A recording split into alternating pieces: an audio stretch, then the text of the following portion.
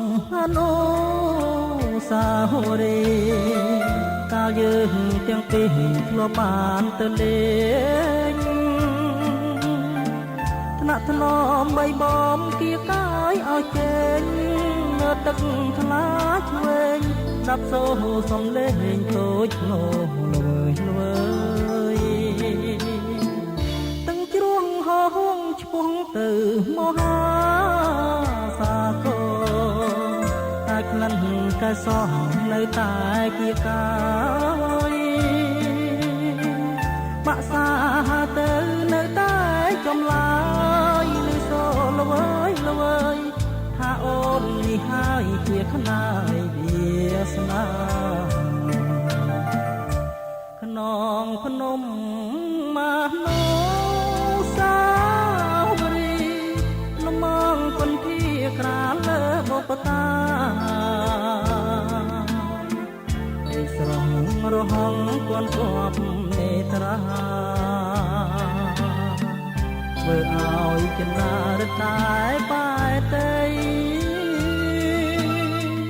នឹកឃើញតែមុំខ្នងភ្នំហនុសាវរីយ៍ឬឆោមឆោវីអូនភ្លេចសំដីអូនបានសច្ចាថាស្មោះលោកស្រីក៏លោករលាយក៏ស្នេហ៍ពិសីមិនរលាយឡើយ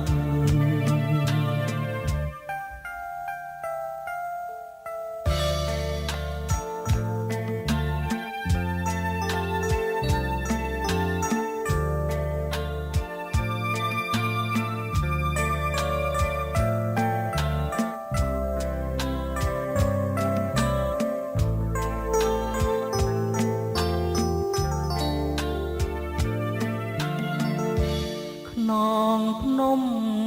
មនោសាវរីយ៍លំងពន្ធាក្រាលលើបុព្វតា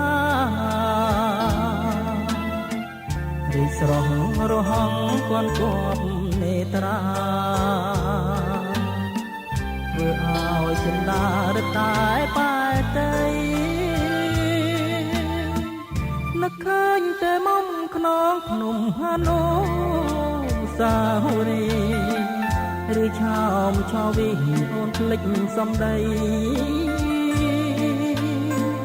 អូនបានសច្ចាថាស្មោះលោកស្រីទោះលោករលាយក៏ស្នេហ៍ពិសីមិនរលាយឡើយក៏ស្នេហ៍ពិសីមិនរលាយឡើយ